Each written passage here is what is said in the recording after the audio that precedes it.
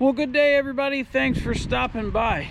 Hey, today I need to do a little woodyard cleanup and make me a spot where I can, once we start splitting all this stuff that we've cut in the last two videos, I am out of room on wood racks. So I got to clean up a spot out here in the woodyard and haul a little sand and gravel up so I can get it leveled up and put together another wood rack. So that's the plan for today. I hope you all stick with me.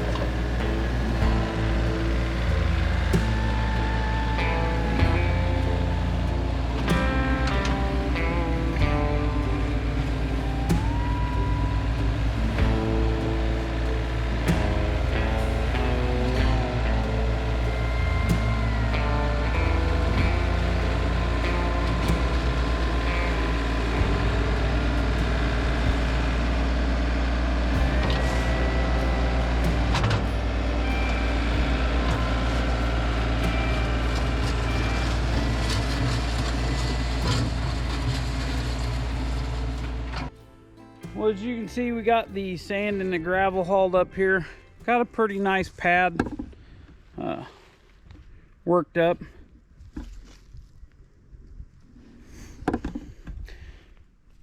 The reason I do the sand and the gravel just as I do the wood racks primarily is because bringing that stuff from the back of my property up here to the wood yard, a bucket load at a time in the tractor, is about the most boring, uneventful thing you can do in your life. So I can only do so much of it at a time without losing my sanity. So that's the reason I only do patches of it at a time.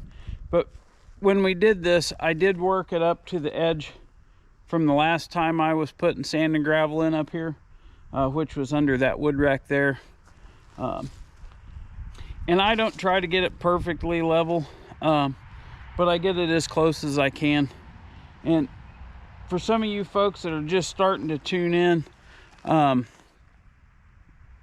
one of the main reasons I like using this sand and gravel is once I put the pallets down on it and you get rain and stuff like that, this does not get muddy, and so it works out really well. Actually, if you watch, there's a lot of leaves on the ground, so you can't really see it good, but after it rains, the gravel kind of stays up top and the sand goes to the bottom, and it actually keeps the pallets in a lot better shape. But we're actually going to do one other thing with the pallets this time around. We have a brick patio behind our house that actually goes between our deck and my shop, and there's been these leftover pavers from when they made the patio, whenever that was. And I seen one of Tony's videos from Tony's Cool Tools.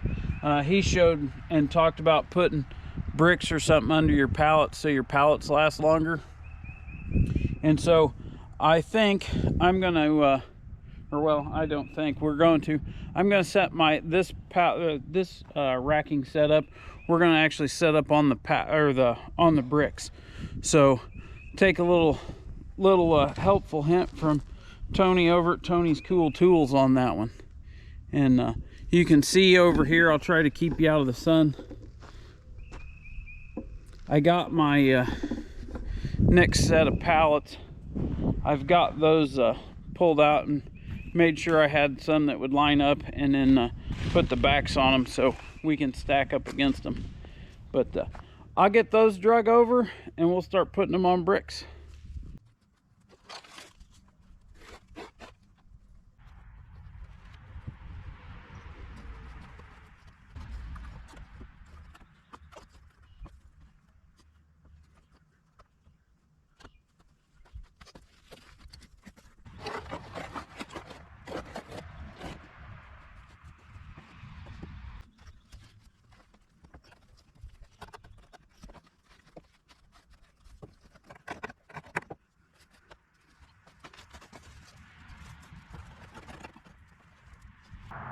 Well, I have to say, so far I like the idea of the pallets sitting on the bricks, and to add to that, having this sand and gravel put in here is making it a lot easier. I got a little bit of wiggle under this brick.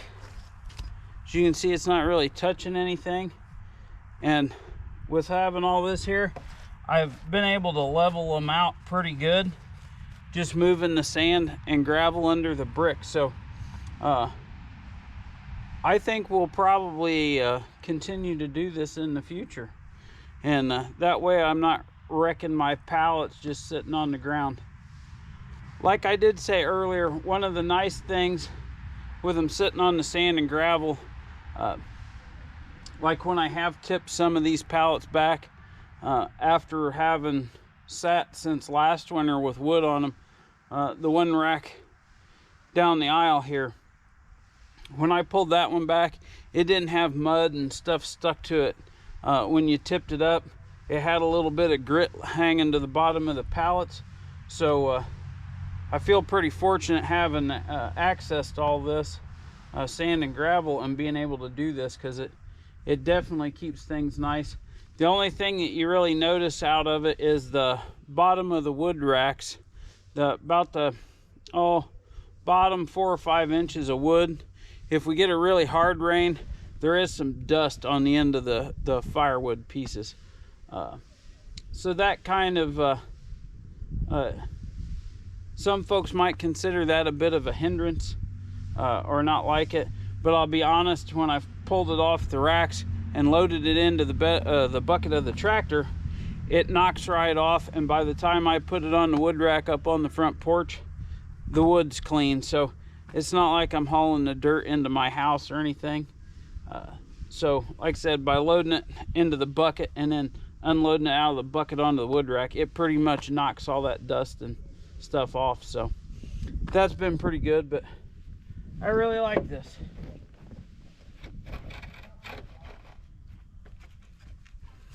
There we go.